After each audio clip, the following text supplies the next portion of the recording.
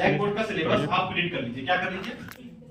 Print कर लीजिए syllabus. हम सिलेबस की बात कर रहे हैं। बहुत हम लोग पीछे क्यों रहते हैं एग्जाम को फाइट क्यों नहीं कर पाते हैं? हमारा एग्जाम जो है बहुत सारे जानते हुए क्वेश्चन पे एग्जाम हॉल में हम लोग छोड़ के क्यों आ जाते हैं? इसका सबसे बड़ा रीजन जो है वो हमारा सिलेबस है। बहुत से बच्चों को ये नहीं पता होता है कि सिलेबस क्या है, हमको क्या क्या पढ़ना है, क्या क्या छोड़ना है ना।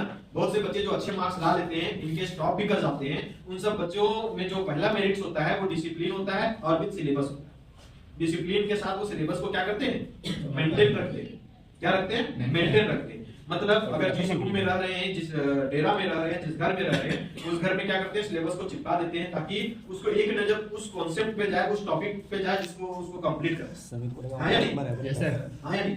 तो सबसे पहले अब कहिएगा सर मेरा तो लास्ट टाइम है, अब तो एग्जाम देने का बारी आया है ना, 8 फरवरी से एग्जाम स्टार्ट है। अब आपको कहिएगा सिलेबस कब आयो? मेरा वो सेंस नहीं, सिलेबस उठाइए, ठीक है? सिलेबस उठाइए, एक फिजिक्स का चैप्टर बोलिए, कोई भी बोलिए चैप्टर।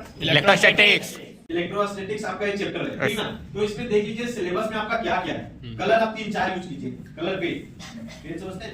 बुक्स भी अपने पास रखिए, बुक समझ रहे हैं ना, है ना? और एक राइटर नहीं 2-3 राइटर। आप कहिएगा सर ये क्या कर रहे हैं, हम तो कंफ्यूज हो जाएंगे। हाँ या नहीं?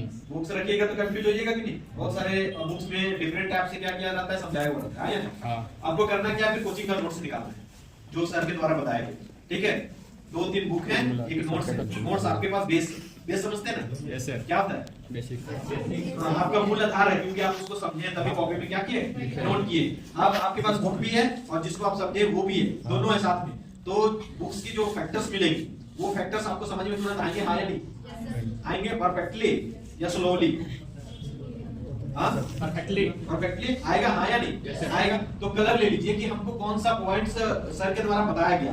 दैट मींस आपका जो उसका सब्जेक्ट होगा, जो विषय होगा, उसका जो अर्थ होगा, उसका अर्थ होगा ना, आप क्या बोलते हैं? मीनिंग।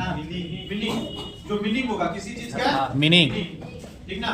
मीनिंग्स होगा और उसका डेफिनेशन मतलब परिभाषा, ठीक है सर। होता कि नहीं? तो जो डेफिनेशन है आपका, ठीक है, वो डेफिनेशंस को आप क्या कीजिए ना, एक अगर ब्लू कलर से अंडरलाइन कीजिए, ठीक है? फिर आपके पास हरा कलर है तो लगा कि उसके बीच का जो मेन पॉइंट हमारे डेफिनेशन अच्छा लग रहा है ना, तो उसको क्या करना है आपको? दूसरा कलर से अंडरलाइन करना है। फिर अभी देखिए उसके पास है क्या? लाल हाइलाइटर। हाईलाइट सर, हाईलाइट करना टॉपिक कमेंट टॉपिक। हाँ, अब देखिए यहाँ पे अब लिख रहा हूँ मैं डिफिकल्ट क्या नजर आ रहा है और एग्जाम से रिलेटेड क्या, मेरा इस सिलेबस से रिलेटेड क्या है, ठीक ना? उसको रेड कलर से क्या करना है आपको? अंडरलाइन करना है, ठीक है? रेड कलर से अंडरलाइन करना है, ठीक है? अब क्या जरूरत है आपको? अब जरूरत क्या है? पढ़ना। हमको उसको फिर गुना क्या करके जाना है? रिवीजन करके जाना है। तो रिवीजन करने के लिए क्या करेंगे? हाइलाइटर यूज करेंगे। मेरे पास हाइलाइटर है? नहीं है सर भाई। मांग लीजिए सर, एक बार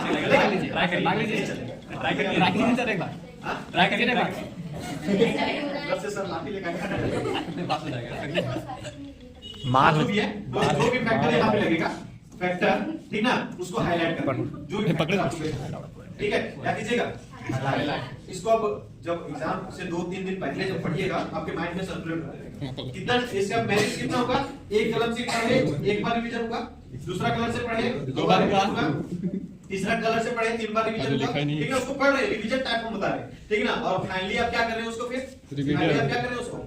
हाईलाइट कर रहे हैं मेन फैक्टर्स। आपका जितना ऑब्जेक्टिव और सब्जेक्टिव क्वेश्चन होंगे वो क्लियर होगा, ऑटोमेटिक क्लियर होता है। अभी लग रहा होगा कि क्या बता रहे हैं, कैसे समझ नहीं पा रहे हैं शायद। ऐसा आप करके देखिए प्रैक्टिकली, आपका फ्यूचर में जॉब में निकल जाएगा इस तरह करने से, और आपका सब कॉन्सेप्ट भी क्लियर हो जाएगा। जिस चीज को आप एक्सप्लेन करना चाहते हैं उसको आप ब्रीफली एक्सप्लेन भी कर सकते हैं और कर पाएंगे।